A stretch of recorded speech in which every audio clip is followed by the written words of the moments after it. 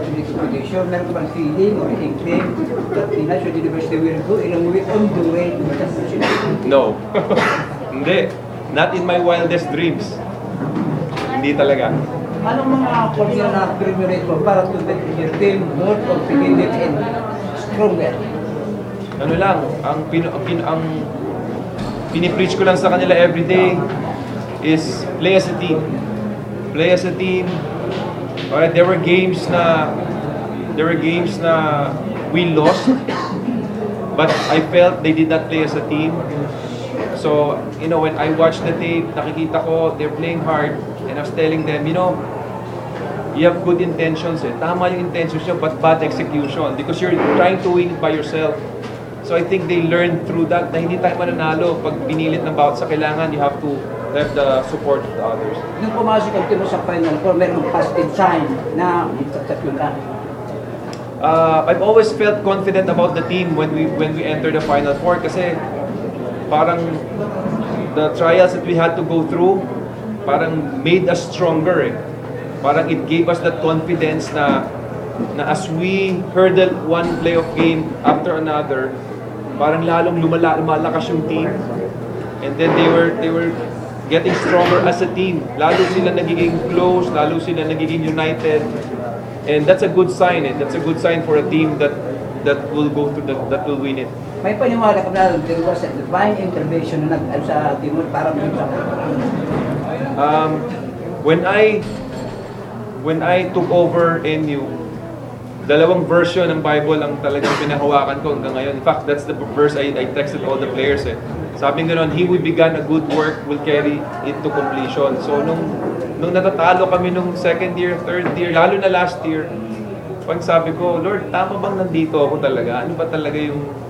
And then I held on to that verse na he who began a good work will carry it to completion. So true enough. Sinimulan ni God, siya rin nagtapos. So, the long wait is over. Ano ngayon ang bibigay incentive ng Hindersi? Siguro, libre na kami sa parking ng SM. Hindi ko na. Coach, can you talk about yung match-up mo with Coach Nash?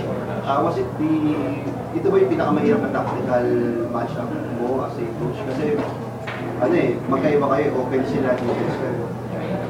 Well, in fairness to, I'd like to commend Nash. He really coached this team really well. I have a lot of respect for Nash. He used to be my assistant, but ang feeling ko baka mas magaling pa sa akin si Nash.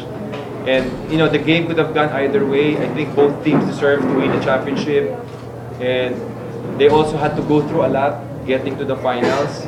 And ang sabi ko na lang, I talked to him after the game. Ang sabi ko na lang na kahit sinong nanalo sa team na to, ang pinaka-importante, God will be glorified. God will be honored. And I think he agreed with me. Sabi nga niya, sana mag-pray kami together as a team. Kaya lang, ang gulo-gulo sa loob, so we were not able to do it. But hats off to Nash. He's really doing a good job.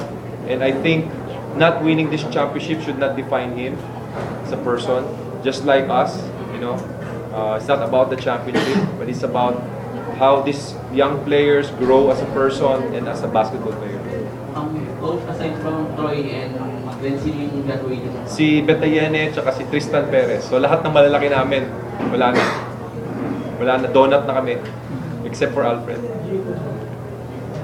Were you surprised that Alfred had like a monster game today na parang 24-18? Alfred kasi stays with me. You know, he's like a son to me.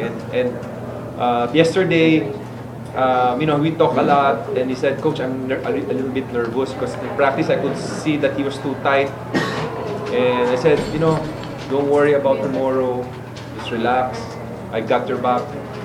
All right. And then today, this morning, after breakfast, I saw him. I said, how are you feeling? He said, Coach, I'm okay. And I said, Alfred, you're going to play your best game this season. To game na to. And true enough, you know, he really played his best. If you look at the stats, this is his best game offensively. All throughout the season, he just bailed us out with his defense, with his free throws. But, you know, he always struggled on offense. Hindi pa niya nakukuha yung bearing niya. And what a time to step up big for us. Coach, yung bang nagugulat ka ba sa yung there's no tomorrow game 3 will end in lopsided fashion? Hindi. Actually, I expected this game to be close and it will come down to possessions in the last few minutes. But the boys really stepped up big defensively. You know, we held them to an output that's the goal, our goal output. We said we were not going to allow them to score in the 70s, and they scored 59 today.